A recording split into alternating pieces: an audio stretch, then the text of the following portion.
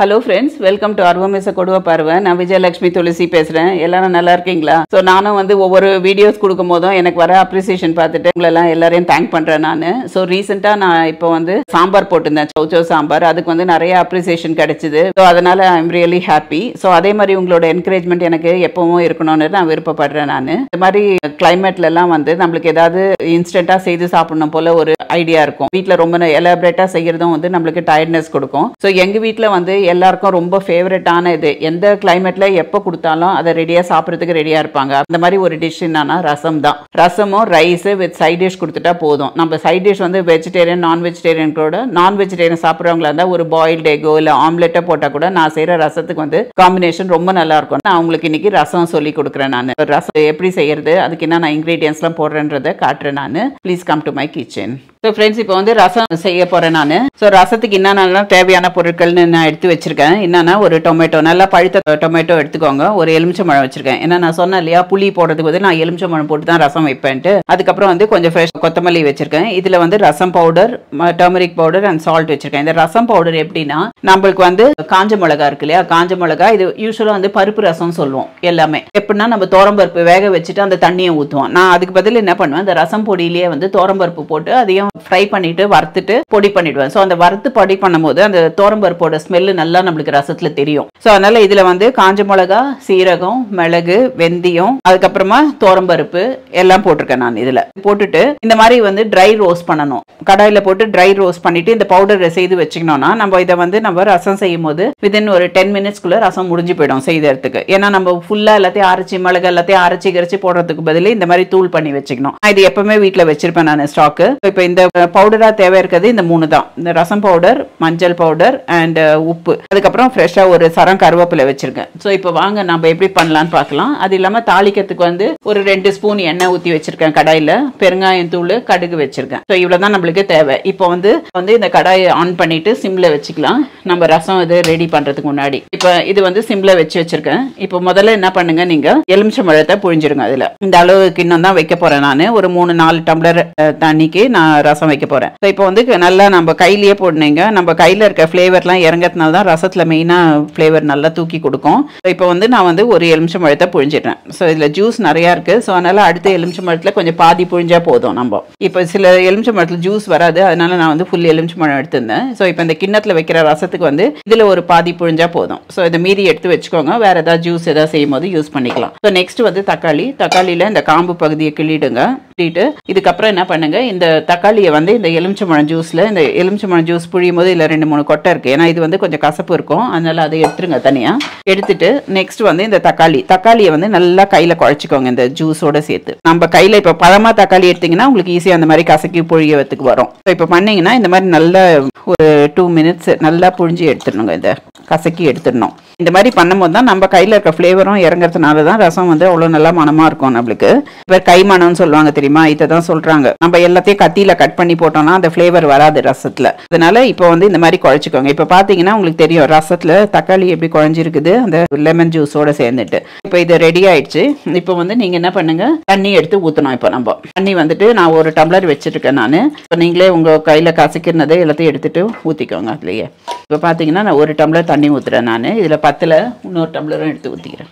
So இன்னொரு tumbler ஊற்றியாச்சு. இன்னொரு ½ கிளாஸ் ஊற்றினா சரியா இருக்கும். ஸோ ½ கிளாஸ் ஊற்றிட்டேன். ஸோ இது வந்து 2 பேர் சாப்பிட்றதுக்கு இந்த ரசம் கரெக்டாக இருக்கும். இதில் வந்து இந்த மாதிரி ஃப்ரெஷ்ஷாக ஒரு கருவேப்பிலை சரத்தை உருவி போட்டுக்கோங்க. அதுக்கப்புறம் நான் சொன்ன ரசம் பவுடர், உப்பு, மஞ்சள் பவுடர் இதையும் போட்டுக்கோங்க இதுலேயே. அவ்வளோதான், ரசத்துக்கு இது பண்ணியாச்சு. நெக்ஸ்ட் வந்து இதில் வந்து பூண்டு போடணும். பூண்டு வந்து நான் வந்து ரா பூண்டு எடுத்து வைக்க மறந்துட்டேன். சில பேருக்கு பூண்டு பிடிக்கும், சில பேருக்கு பூண்டு பிடிக்காது. ஸோ அந்த மாதிரி இருக்கும்போது நான் வந்து பூண்டு போட்டு தான் செய்வேன் நான். அதனால வந்து நான் வந்து இந்த மாதிரி பூண்டு பவுடரும் வச்சுருக்கேன், பூண்டு ராவும் வச்சுருக்கேன், இந்த மாதிரி பவுடரும் வச்சுருக்கேன். நம்ம ரசம் பண்ணும்போது இப்போ நான் பூண்டு எடுத்து வைக்காதனால நான் அந்த பவுடர் பூண்டு போட்டுக்கிறேன் நான். கொஞ்சோடு அதில் அந்த ஃப்ளேவருக்கு ரசத்தில் போட்டோன்னா அது நல்லாயிருக்கும். ஸோ இந்த மாதிரி கொஞ்சோடு பவுடர் போட்டுக்கோங்க.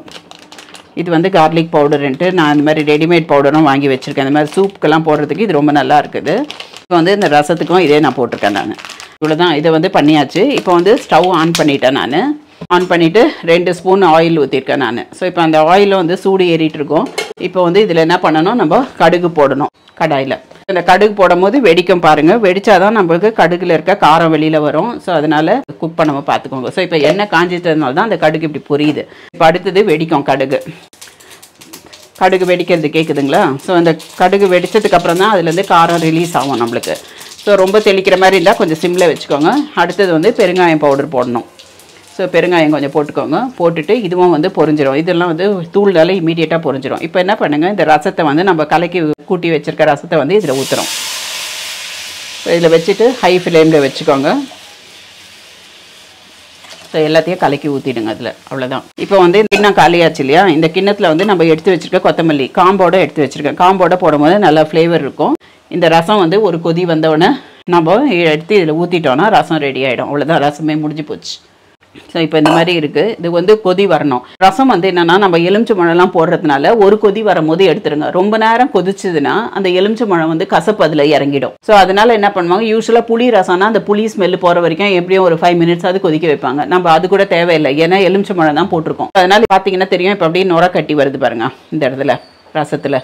ஸோ இதை வச்சோன்னா இன்னொரு 2 minutesல வந்து இது கொஞ்சம் லேசாக கொதி வரும். கொதி வரும்போது நம்ம வெசலுக்கு மாற்றிடணும். அவ்வளோதான். இது வந்து நம்ம சாப்பிடும் போது நம்மளுக்கு நல்லா அந்த ஃப்ளேவர் இறங்கி அந்த ரசம் வந்து நல்லா சூப்பராக இருக்கும். ரசத்தில் சுட சுட சாதம் வடிச்சிட்டு கொஞ்சம் நெய் வேணும்னாலும் போட்டுக்கலாம், நெய் இல்லாமையும் சாப்பிடலாம். நம்ம இந்த மாதிரி சாப்பிடும்போது நம்மளுக்கு கோல்டு ஃபீவர் அந்த மாதிரிலாம் இருக்கும்போது வேற நம்மளுக்கு தேவை இருக்காது. வெறும் ரசம் சாதம் சாப்பிட்டாலே அவ்வளோ சூப்பராக இருக்கும். எக்கோட சாப்பிட்றதோ இல்லை வேற ஏதாவது நான்வெஜ் சைட் டிஷ்ஷோட சாப்பிட்றதுக்குலாம் இந்த ரசம் ரைஸ் ரொம்ப நல்லா இருக்கும். நம்ம குழம்பு இல்லாதப்போ இந்த மாதிரி ரசமே சிம்பிளாக செய்துக்கலாம். இது வந்து செய்யறதுக்கு ஹார்ட்லி 10 minutes கூட ஆகாது. இது இந்த மாதிரி நம்ம தூளெல்லாம் ரெடி பண்ணி வச்சிருக்கிறதுனால. ஸோ இந்த மாதிரி ட்ரை பண்ணி பாருங்க. உங்களுக்கு அந்த ரசம் பவுடர் அரைக்கிறதுக்கு ஏதாவது டவுட்ஸ் இருந்ததுன்னா நீங்க என்ன கேளுங்க, எப்படி பண்ணணுன்றது, என்ன மெஷர்மெண்ட்ல போடணும்னு. நான் வந்து ரசம் பொடி அரைக்கும் போது எல்லாமே என் கை ஹேண்ட் ஃபுல் ஆஃப் இன்கிரீடியன்ஸ் தான் போடுவேன். 2 பொடி மிளகு எடுத்துப்பேன், 2 பொடி சீரகம், அந்த மாதிரி கை அளவுல தான் எடுப்பேன். கிராம் கணக்கெல்லாம் எடுக்கிறது இல்லை. ஸோ அந்த மாதிரி எடுத்துட்டு தோரம்பருப்பு 2 கைப்பிடி எடுத்துப்பேன். அது பண்ணும்போது சில நேரத்தில் இந்த ரசம் பொடி அரைக்கும் போது முத்தின கருவேப்பிலை இருந்தா கூட அதோட சேர்த்து போட்டு அரைச்சிருங்க. ஏன்னா நம்ம வெளியில எங்கேயா போகும்போது கருவேப்பிலை எல்லாத்தையும் எடுத்துன்னு போக முடியாது. ஸோ அதனால அந்த ரசம் பொடியிலேயே கருவேப்பிலையை போட்டுட்டோம்னா நம்மளுக்கு வந்து அந்த ஃப்ளேவரும் இறங்கிடும். காலியும் லெமன் போட்டோம்னா ரசம் ரெடி ஆகும். ஸோ இப்போ பார்த்தீங்களா, நம்ம பேசி முடிக்கிறதுக்குள்ள கொதிக்க வந்துடுச்சு. இந்த மாதிரி இருக்கும்போது நம்ம எடுத்துனோம். ஏன்னா சில நேரத்தில் அந்த ஒரு பழமொழி சொல்லுவாங்க, ரொம்ப நிறைய கொதிச்சா முட்டாள் கூட சாப்பிட மாட்டான் அந்த ரசத்தை அப்படின்னு சொல்லுவாங்க. மெயினாக என்னன்னா அந்த ஸ்மெல் எல்லாம் போயிடும்ன்றதுக்காக தான். ஸோ இப்போ அவ்வளோதான், இந்த ரசம் ரெடி ஆயிடுச்சு பாருங்க. இப்போ நான் ஆஃப் பண்ணிடுறேன். நான் இதை எடுத்து வேற கிண்ணத்தில் ஊற்றிடுறேன். இந்த கிண்ணத்தில் வந்து கொத்தமல்லி போட்டு வச்சிருக்கேன். இந்த கொத்தமல்லியோட நம்ம போட்டு ஊற்றிட்டோம்னா ரசம் ரெடி ஆயிடும்.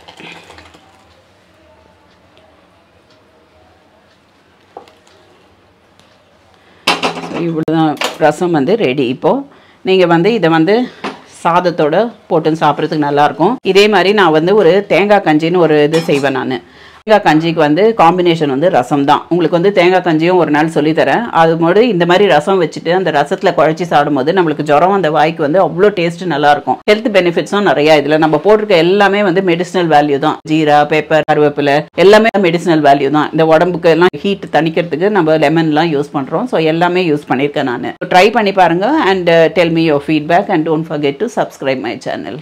பை.